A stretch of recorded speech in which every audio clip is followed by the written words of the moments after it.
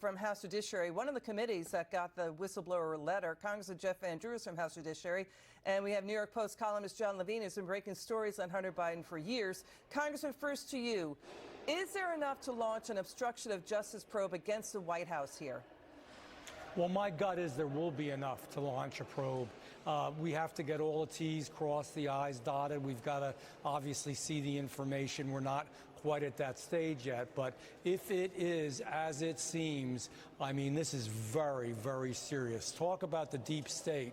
I mean, it never ends with the Bidens. The stuff that we knew from before about where the money came from, the stuff we knew about China, the stuff we knew about the laptop. Now we've got all this information.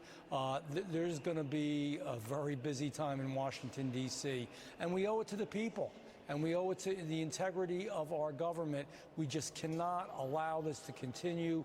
God knows this man may be impeached at the end of the day. Congressman Van Drew makes the point, a potential obstruction of justice probe because, John, inside the DOJ, the IRS whistleblower is alleging he's got emails and documents and contemporaneous witnesses who could be called in to testify that DOJ political appointees were blocking and stonewalling the Hunter Biden probe. John, does this stick out to you?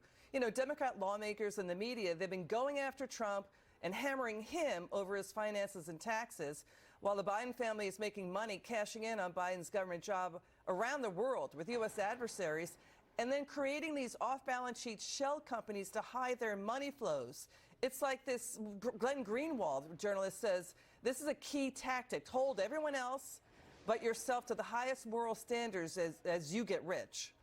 Right. Well, I mean, the allegations contained in this whistleblower complaint are very, very serious, and I think we need to really take a wait-and-see approach. Right.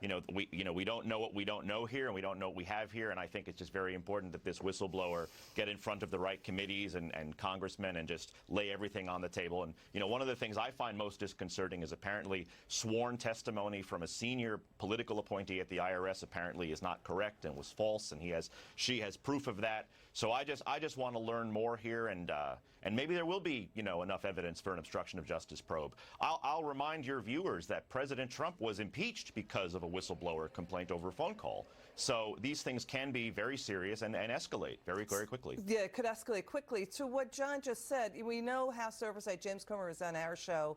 9 family members of the Biden family allegedly profiting off of cashing in on Joe Biden's government job, Congressman Van Drew. Joe and Jill Biden, it's been already documented, they used an LLC shell company to lower their Medicare and Obamacare payments, reportedly nearly $500,000 there. Also, the Bidens used their home state of Delaware's, the storied financial privacy laws to shield their income from public view using these off-balance sheet LLCs and S-corps. So it feels like potentially a bigger tax problem for the Biden family alongside obstruction of justice issues as well. No, there's the host of problems, certainly a tax issue besides the obstruction, and we don't even know the half of it yet. If we can really drill down and get to the truth and literally find out what's going on and stop the protection which this family is receiving, that from the Department of Justice and others, I think we're going to find that there's a lot there. They had a whole system set up from one family member to another family member, from China over to the Bidens to Hunter. It's amazing what went on and has gone on. So this story, too, John, reports that House Judiciary took sworn testimony from former acting CIA Director Mike Morrell that push by 51 U.S. intelligence officials, including Morrell, before the 2020 election to dismiss your paper's Hunter Biden laptop story as Russian disinformation came out of Joe Biden's presidential campaign to pave the way for a Joe Biden presidency, and that reportedly Tony Blinken, now Secretary of State,